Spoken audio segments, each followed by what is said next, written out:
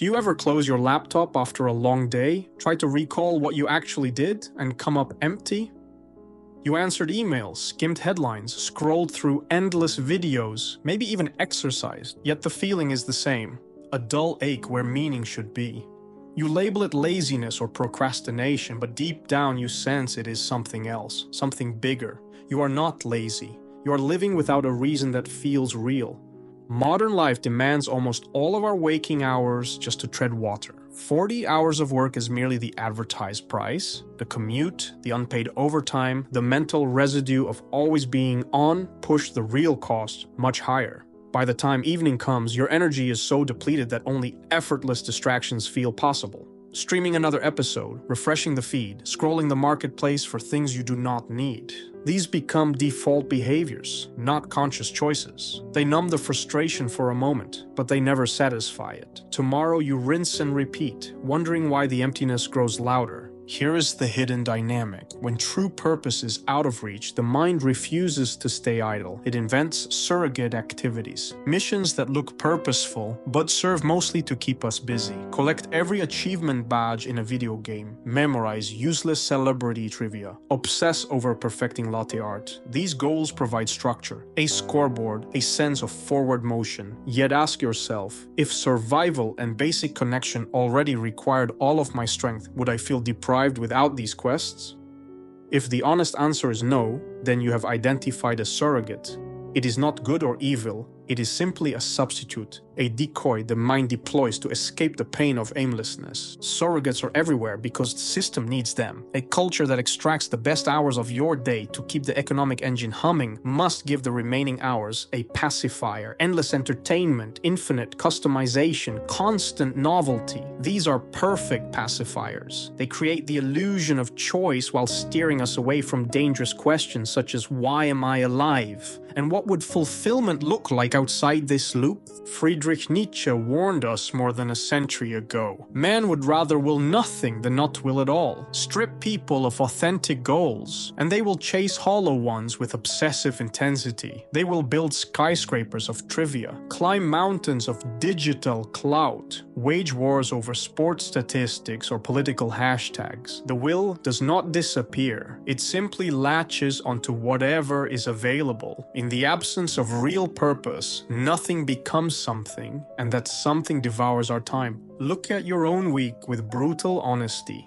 How many hours were spent on tasks that nourish your body, protect your relationships, or move you toward a dream you find personally meaningful? How many on phantom obligations, perfecting a playlist you barely listen to, monitoring comments from strangers you will never meet, scrolling until fatigue blurs the screen? Modern life is overflowing with phantoms. They masquerade as passions, yet leave no residue of satisfaction once achieved. Why is it so hard to break free? Because exhaustion creates a vicious circle. Work drains your energy, leaving you vulnerable to easy dopamine hits. Those hits siphon the little energy left, making genuine reflection feel impossible. Without reflection, no clear purpose emerges. Without purpose, work feels even more meaningless. And so the cycle tightens, day after day. Add to this the economic reality. Wages stagnate, rent soars, ownership of anything substantial drifts out of reach. People feel like temporary guests in their own lives. When the future looks like an endless treadmill, surrogate activities become a form of anesthesia. They postpone the panic of purposelessness. Yet beneath the numbness, the deeper self still aches. It whispers in spare moments, in the shower, on a quiet train ride, at 3 a.m., when insomnia strips away the day's noise. It asks the forbidden questions. Is this it? Am I trading my one life for a handful of meaningless tokens? The whisper is frightening because if the answer is yes, something must change. And change costs energy we believe we do not have.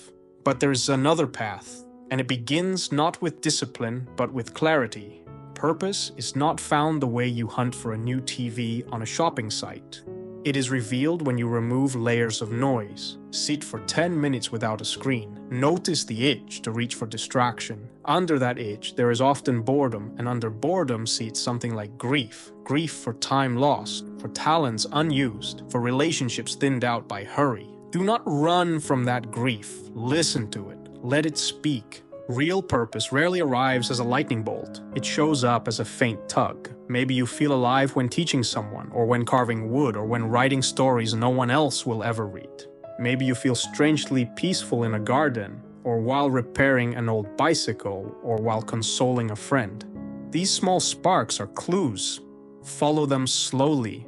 Protect them from the perfectionism that demands an instant business plan or social media rollout. A spark is fragile. Give it air and time and quiet. While you nurture those sparks, starve at least one surrogate activity. Choose the one that consumes the most time for the least reward. Delete the game. Log out of the app. Cancel the pointless subscription. Expect withdrawal symptoms. Your brain has been trained to crave that easy loop. When the craving hits, channel it into something tactile. Stretch, walk, cook, breathe.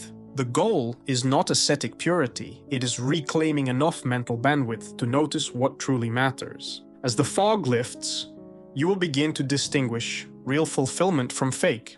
Real fulfillment leaves a trace of calm, a sense of integration between your actions and your values. Fake fulfillment leaves a jittery emptiness, a hunger for more of the same. Keep a simple journal. After each activity, jot a single word: charged or drained. Patterns will reveal themselves. Lean toward what charges you. Do not wait for society to grant permission. The system prefers you pacified by surrogates because surrogates keep you productive and harmless. Pursuing authentic purpose may look inefficient from a purely economic standpoint. It may involve slower mornings, fewer notifications, turning down overtime, cooking instead of ordering. But the reward is profound. The day feels like it belongs to you. You may wonder, can everyone afford to live like this? Not overnight. Structural problems must be confronted collectively. Yet even within constraints, small shifts can reclaim agency. 10 mindful minutes can weaken the circuitry of distraction. A single honest conversation can restore a friendship dulled by algorithmic chatter. Planting herbs on a windowsill can remind you that you participate in life. You do not merely consume it. When you taste genuine purpose, surrogates lose their grip. They still tempt, but you see the hollow center. Your time feels heavier, more precious. You recognize that every scroll, every binge, every manufactured urgency is asking you to trade gold for sand. Some days you will still choose sand. That is part of being human. But now you will know the difference. A society built on illusion cannot withstand a population that knows the difference. Imagine millions who value presence over performance, craft over clout, connection over consumption. Imagine workplaces redesigned around humane pacing, neighborhoods knit together by shared projects, online platforms judged by the quality of silence they leave untouched. These changes start with individuals who refuse the surrogate life, who insist on something real and are willing to be labeled inefficient, eccentric, even lazy by a culture that worships busyness. Remember the warning. Man would rather will nothing than not will at all. Choose carefully what you will. Do not let market forces decide for you. Your will is the most valuable resource you possess. Direct it towards something that will matter when you are 80, when the algorithms that courted your attention are long obsolete. You are not lazy. You have been diverted. You are not unmotivated. Your motivation was kidnapped by systems designed to profit from your aimlessness. The moment you name this theft, you begin to reverse it. The moment you carve out quiet, you reclaim territory. The moment you follow a spark, however small, you declare sovereignty over your own life. None of this is instant. None of it is neat. Purpose grows in seasons, not seconds. There will be setbacks, relapses into surrogate loops, days when exhaustion wins. Forgive yourself quickly and return to the work of listening, pruning, nurturing. Over time, purpose stops feeling like a quest and starts feeling like a current. It carries you even on days when your own strength falters. And this is why nothing feels real, because the surrogate life substitutes motion for meaning. Reject the substitution. Reclaim the meaning. When you do, reality sharpens, colors brighten, conversations deepen, time stretches. The same 24 hours that once felt like a cage become a canvas. If any part of this message vibrated inside you, trust that vibration. It is your compass pointing away from numbness and towards something alive. Share what you felt in the comments. Your story may be the spark for someone else. Subscribe if you want more guidance on escaping the loop. But most of all, step outside the video, close the device, and give yourself the gift of unmediated moments. Look at the sky. Breathe without counting. Write one honest sentence about what you long for. You're not here to live a surrogate life. You are here to live a real one, and real begins now.